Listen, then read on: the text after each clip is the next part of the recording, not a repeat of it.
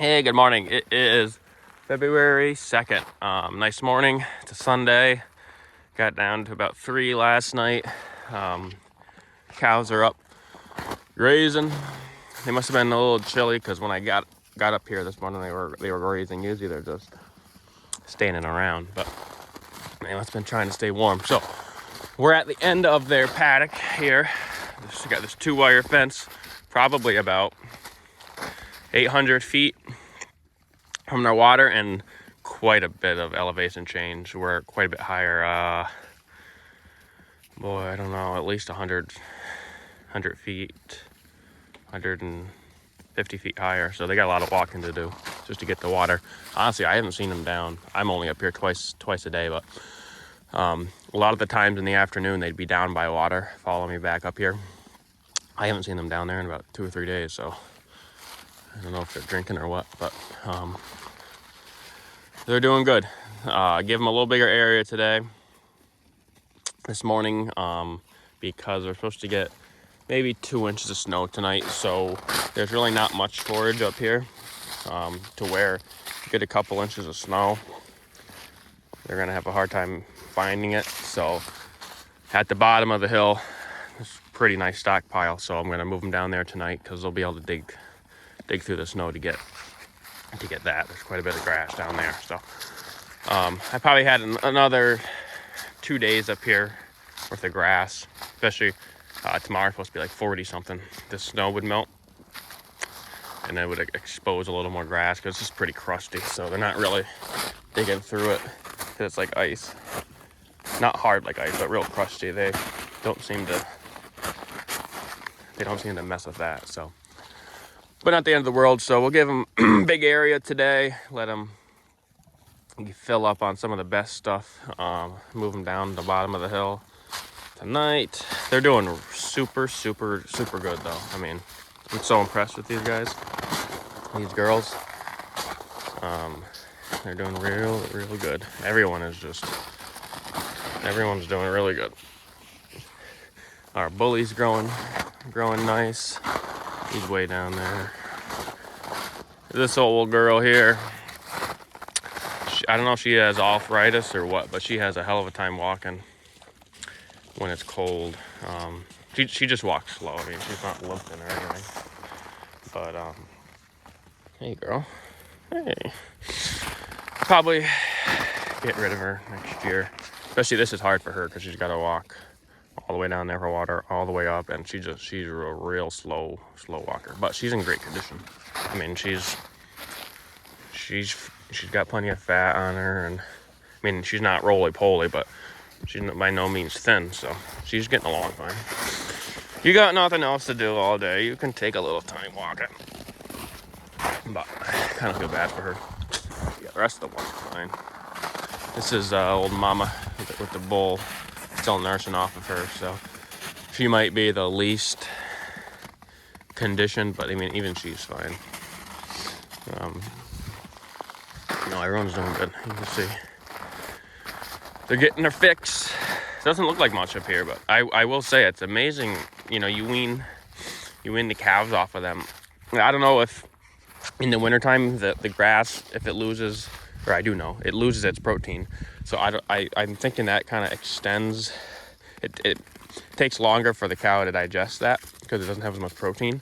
So they don't eat as much, right? Because they just spend more time digesting it, creating heat. I think it's just amazing in the wintertime, like this little bit here, how much grass there actually is and how long it lasts. And like if this was the summertime, I mean, that'd be like a couple days and there'd be nothing.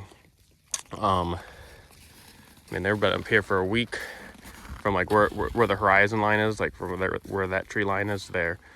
They've been here for a week, and I still got a couple more days left, even if I wanted to make them clean it up. So between them not lactating and the lower protein making them digest the forage longer, I think really helps to push the forage. But in the wintertime, I mean, like it got down to 3 degrees last night. They got to eat a lot more just to even stay warm, but they're doing fine. Nobody's complaining. Giving them about a pound of protein per head per day. That's like the mother cows. I wouldn't count these two babies. They don't get anything, and even like that little one doesn't. She definitely doesn't get a pound. But that's what I give them per day for protein, and that seems to really, nobody balks at me. The manure's pretty good, so well worth it. It's about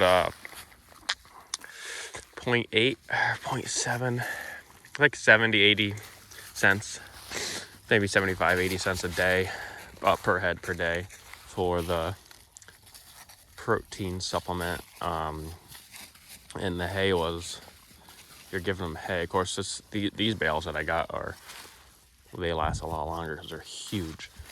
But even those bales, I think, were right around like $1.90 per head per day. Versus, if you were giving the hay, so half as expensive. Just to give them that protein and let them get their dry matter up here. It's amazing, like the green that's still left in here. Like this, like little angel here. Like, look at all that. She was digging for that green. It's not even grass. I don't know what this is. It's some sort of broadleaf, but see how green it is? And that's what she's digging for that protein. So it's amazing. We got a lot of bed straw too. I guess not so much in this field, but I have noticed in the past that bed straw stays really green too, which if it's green, it's got protein. So right there's some bed straw. I know it's hard to tell because it's frosted, but the bed straw stays green. So they get protein from that. So I hate bed straw, but honestly, if it stays green in the wintertime like this, that's great. The issue is the summertime, it goes to seed early to mid-June. It turns from green to brown, and it just makes the fields look terrible. I mean, everything will be nice and green and lush, and then they go to seed, it puts out a white seed head, and then it's just brown. It looks absolutely terrible. But in the wintertime, I guess they're getting use out of it. There's another little protein, a little bed straw. So, I guess that's about it. Just wanted to show the cows. We're up about the highest elevation that they go to. I gotta graze this in the summertime. I grazed this last November. I'm grazing it again. I didn't graze it at all last year during the growing season, just last November. And then this February, not November of 24, November of 23, so over a year ago. My issue here is obviously the water. They have to travel so far to get water. And if it's hot and in the growing season, they're not going to come all the way up here to eat. They're going to be down there. The grass, it's going to take them so long to get up here. The grass is going to be regrowing down by the water. They're just going to keep eating that grass that's regrowing. They're not going to come up here. In the wintertime, they got no choice. They ate